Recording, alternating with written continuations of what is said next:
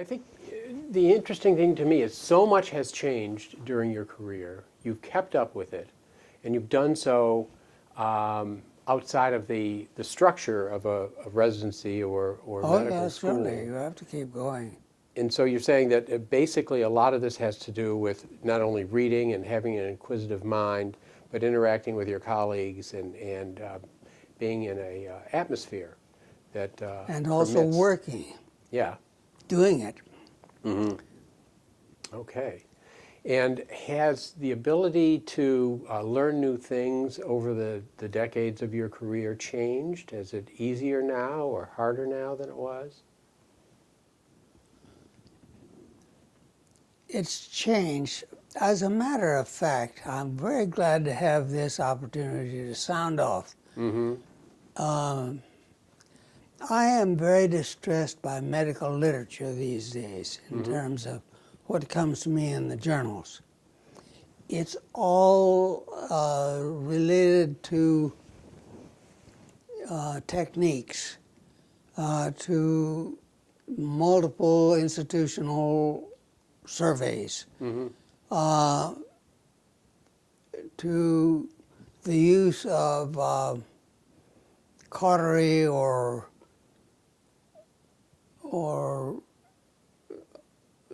new gadgets, new particular modes of operating on how big a hole you're going to make in the belly or whatever. Very little interest in the physiology of disease and health in our medical studies. That distresses me because I believe we have a great deal to learn still that we do not know in regard to the care of, for instance, the whole area of gut bacteriology. We have innumerable bacteria from one end of the gut to the other, of which we know nothing, really nothing. A little. We know a few. We know very little. Why don't we study that with more energy? So you came in, correct me if I'm wrong, but your career started around the time that what is currently the National Institutes of Health was sort of coming into being, and, Yes. and the government was heavily investing in basic research and Yes. medicine. And during your career, especially now, the tide has turned some. Yes. And funding of medical research has shifted towards pharmaceutical companies, Right. device manufacturers. Correct. It's moved away from the National Institute of Health. You think that? Well, at least that's part of the issue. That's part of the issue. Yes, I do not know how come we've got this great fever to study methodology,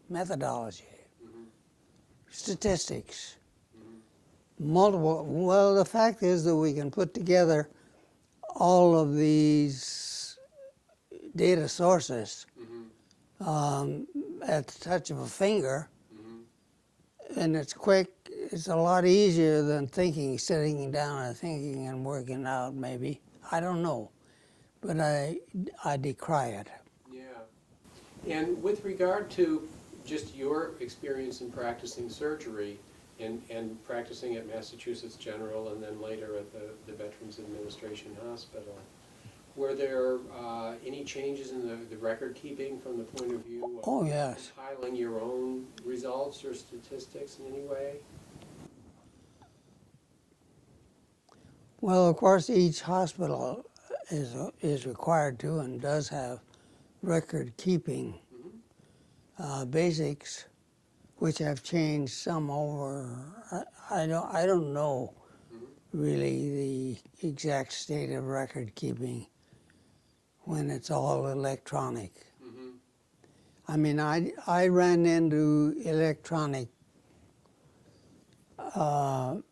management of medical problems when I went to the VA in the 1990s. And very shortly, I was in touch with our staff at the Medical Society. And I also tried to get the MGH to pick up this, which they ignored, pick up the VA system and install it or study it.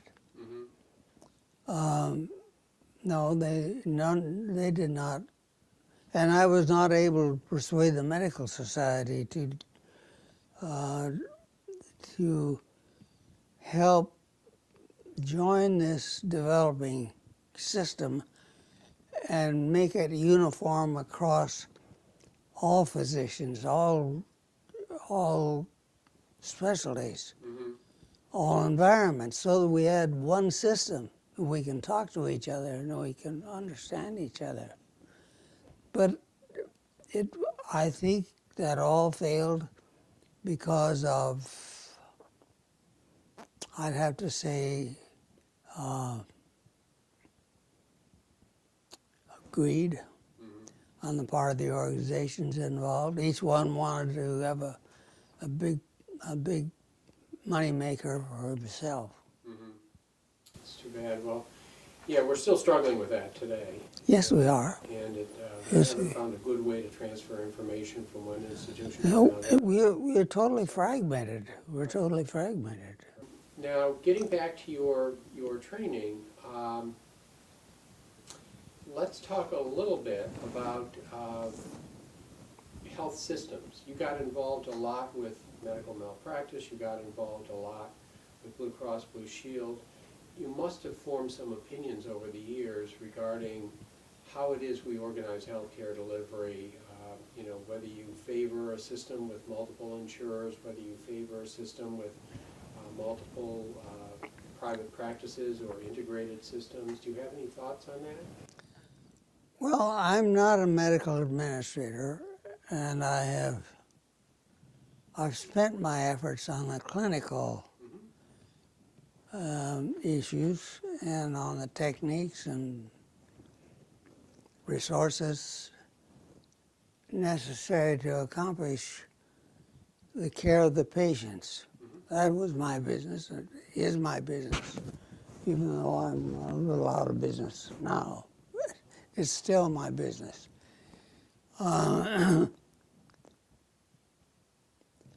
But administrative management is really extremely critical to the smooth operation of the resources to help folks.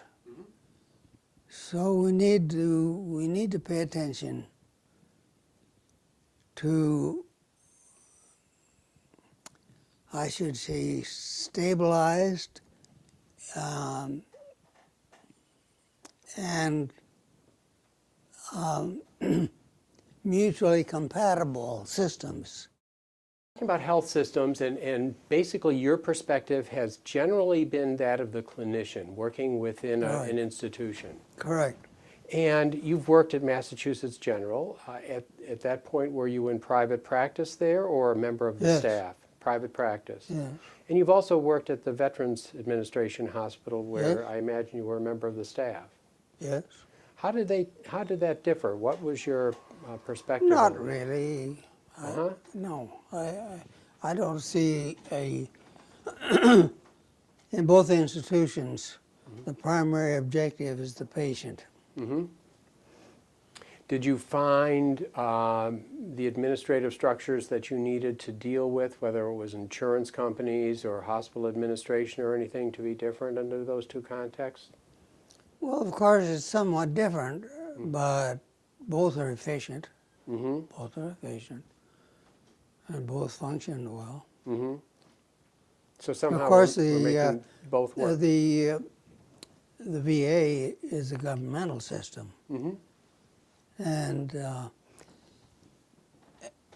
it's had its problems in particular areas of the country, the VA.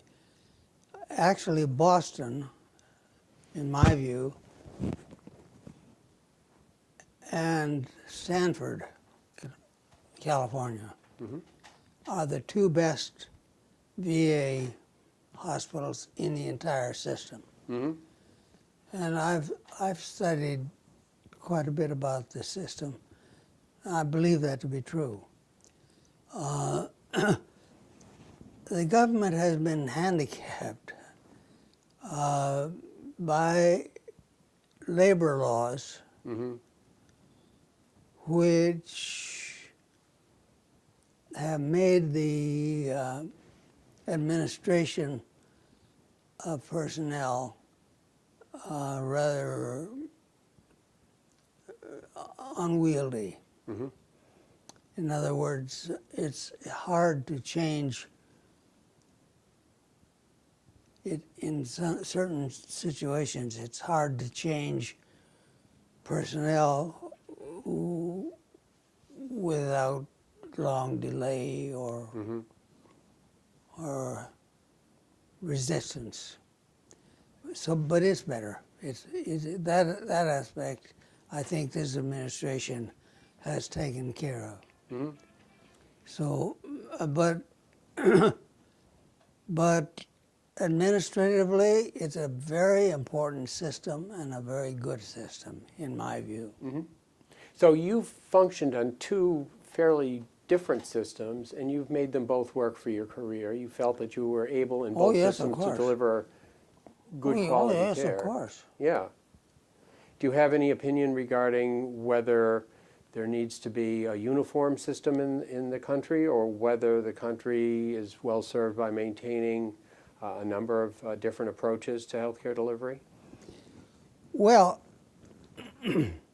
I do have some strong opinions. And I think some of them are outlined to some degree in Our Fated Century, the book that I published last year.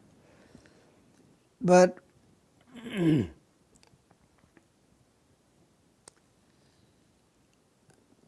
I do think that we need to have an early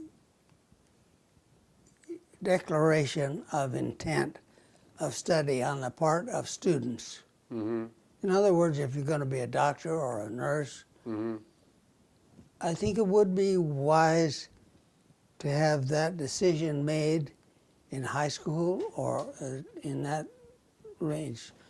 And then take those individuals into a system in which they prepare for the next part of their professional training to take care of the indigent population of the United States. That, it seems to me, should be well suited by having a designation of a population income level below which people are entitled to government help. Set up that block, have it administered by a national committee which is composed of both national and state government representatives with the predominance of states, so that the states have more say than the federal government in the governance of this system, but which has a set of separate care facilities analogous to, or even perhaps including, the VA constructions, so that these young people, when they get through their professional schooling, they go into an internship or preparatory, and for several years work in that system until they've paid back their educational debt, at which time they will go out into society, general society, as well-trained skilled practitioners, not facing a problem of debt, which has to skew their life decisions or their service decisions. In other words, to have a sort of a semi-governmental system to take care of the indigent population, at the same time giving them absolute first-rate care with in-training people. And then when those individuals come out into general society, they're able to give responsible and effective care to everybody. Okay. Now, that gets at your own personal history as well. That's correct. And so, why don't we go back a little bit and chat about what first attracted you to medicine, how old you were, what what your life was like at that time? Well, as you will see when you read my little book, I was born in Colorado and left there during the Dust Bowl Depression because we were absolutely broke. Went out to northern Idaho, eastern Washington, where I started my first year at the University of Idaho in 34. And I started with $35 in my pocket. And you will have to read the vicissitudes. But among other things, I was studying in the School of Education. And I consider that my career, in fact, has been a career in education. That basically is behind all of the motivation that has driven me through all these things we've talked about. Basically, I'm a teacher. And I started that career at that time. We had a psychology professor who was very, very death on people who didn't study. In those days, I did not have enough money to buy the books for my courses, and the only study I got was walking across the town and to the university library. I studied at night until 10 o'clock. But he was very hard on students who didn't study. He was very impatient with people who didn't take advantage of their opportunities. And so he gave us lectures which were rather tough. And of course, I knew he was talking to me, but who could study less than me? I didn't even have a book. In the course of this year, he gave us an examination, aptitude test of some sort, and then invited the students to come in for a discussion individually. So when my turn came, he came in, he sat there for many minutes, studying and studying and studying. Finally, he said, "Rodkey," he said, "as far as I can see, he said, you can do anything except maybe music." And he said, "For all I know, you can do that too." We're talking about your professor saying that if you wanted to, you could do just about anything. Right. Then I didn't see him till the middle of the next semester. And one day he was coming up the steps of the main administration building. As I came down, he said, "Rodkey." "Yes." "Did you ever think about medicine?" "No, sir." "Well, then think about it," he says. Went on. Last I ever saw of him. Wow. But at any rate, that's that's how I. Then the next year, I had to stay out of school to support the family. My father got very seriously injured. And then I went to Whitworth College in Spokane and switched to pre-med. So I went there for 3 years, took my pre-med course. Mm-hmm. And I was on the Christmas vacation of my senior year.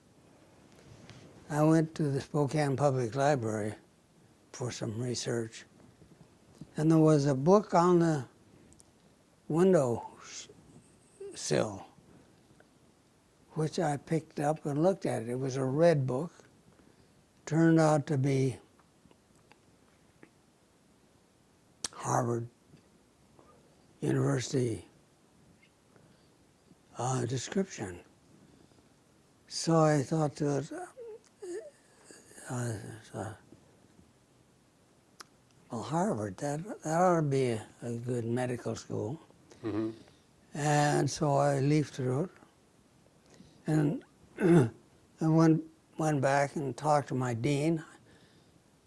And so I sent an application to Harvard Medical School. So they wrote back and they said, well, we have your application, but we can't consider it until you've taken the medical aptitude test, which of course I hadn't done because I had no money, whatever, no chance of going to medical school until maybe I had taught for a few years or something, or got some money. Mm-hmm. But the dean said to me, he said, well, he said, you come into my office Saturday and I'll monitor it. You can take the aptitude test. And so we did. And about 2 weeks later, they sent a letter to Whitworth and said, would you please send us a copy of your catalog? And about 2 weeks later, I got a letter from the dean. He said, you've been accepted to next year's class. Please send $50 to assure that you'll be here. Mm-hmm. I didn't have the $50. But my professor said, Grant, you have got to go. Here's the 50. Wow. So I showed up. I rode 5 days and 5 nights, non-stop, on a Greyhound bus to get from Spokane to Boston. And the rest of the story is about the same. It's true. It's true. I in 1992, when I was chairman of the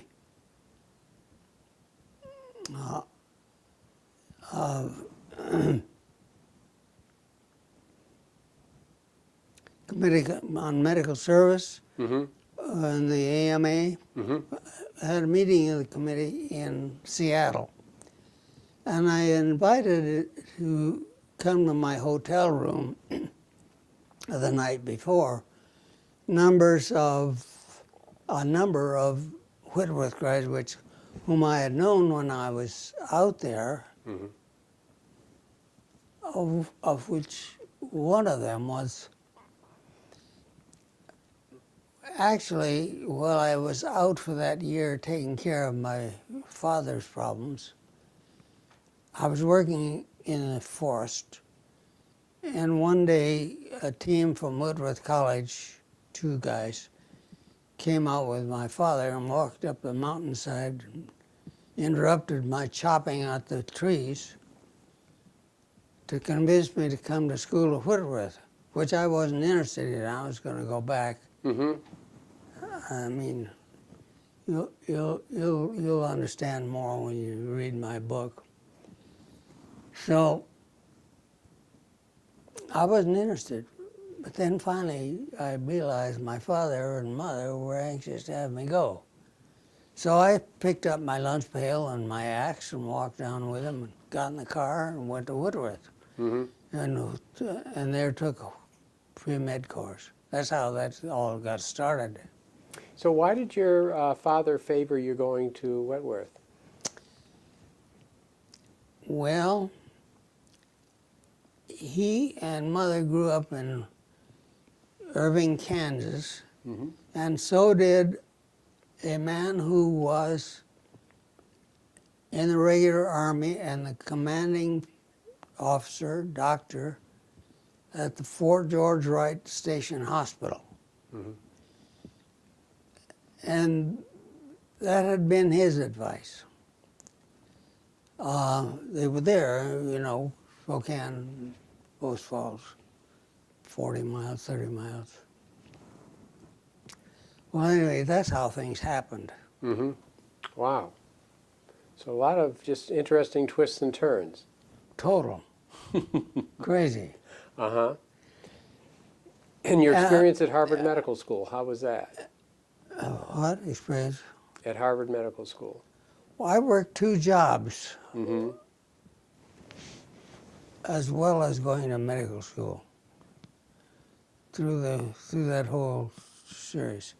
Of course, it was wonderful, absolutely wonderful, and I had such wonderful instructors, and it was a wonderful time. Excellent. And do you recall how big the class was? Yeah, it was about 50, 60, something like that. And in those days, all men. Oh, yes. And I guess another question is that here you were, just as I hear you, I'm assuming you're the first generation going to college in your family. Is that true? Or? Well, my father had 1 year at Kansas Agricultural College in Manhattan at that time, and my mother had some postgraduate training in teaching in what were called normal schools in those days. But aside from that, that's right. And so you came basically from the West out to Boston, and you were coming from a situation in which you were having a fair amount of trouble financing your education, and you were working. Like zero? Yes. The gentleman who ran the largest funeral home in Spokane gave me a loan. Ah, well, that's nice. And so did you feel welcome to the Harvard class? Were there other students like you? Oh, sure. Excellent. Well, none quite like me, but there were some who were, I had such wonderful classmates, really, man. Oh, yes. Okay. And then in making a decision regarding a specialty, you at some point decided you wanted to go into surgery? Yes, I did. I actually, in those days, because the war was on and our residency was speeded up, I had very wide experience in various stuff that I did. And I became the chief resident in orthopedic surgery in my 3rd year. And I went into the Army as an orthopedic surgeon. Spent 3 years in China. But over there, I was also the obstetrician, the urologist, the pulmonologist as well. And what was life like as a resident? You did your residency at Massachusetts General Hospital. Yeah. What sort of work hours? What sort of procedures? Well, you worked all day, each day, and you were required to sleep in the hospital on the nights off. And your salary was boardroom and laundry. And that lasted for how long? A year. Okay. As an intern. And then did you do a residency after your internship?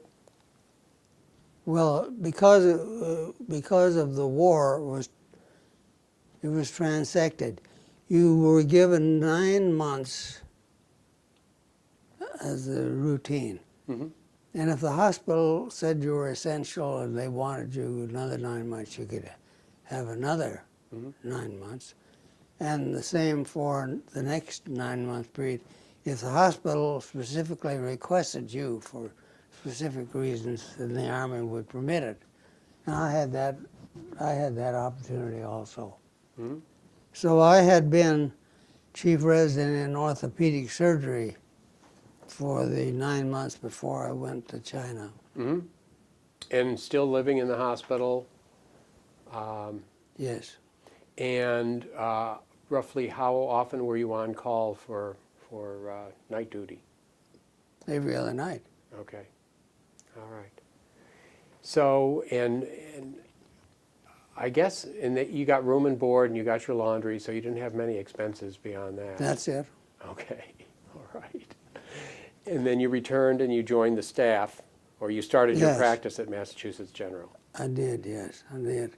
I had the great good fortune to be chosen to work with Dr. Arthur W. Allen, Mm-hmm. who in my view was the greatest surgeon in Boston in the last century. Mm-hmm. And I had phenomenal training with him. Mm-hmm. Okay, excellent. Now, are there any other things that you'd want to cover during this interview? Well, no, I would say that the Massachusetts Medical Society, since its very inception, has had the care and treatment support of the citizens of Massachusetts as one of its two fundamental missions. Mm-hmm. And we have, I think, carried it out pretty well. I mean, like everything in life, we might have done better at times, but the Medical Society has served Massachusetts remarkably. And despite all the complaint, quarreling, fighting over really oppression by the state government and Blue Shield, we've managed, I think, to keep a pretty even keel in care of this citizens of the state. Mm-hmm. Thank you very much for taking the time to speak with us today. I really appreciate the chance to talk with you. It's a pleasure, sir.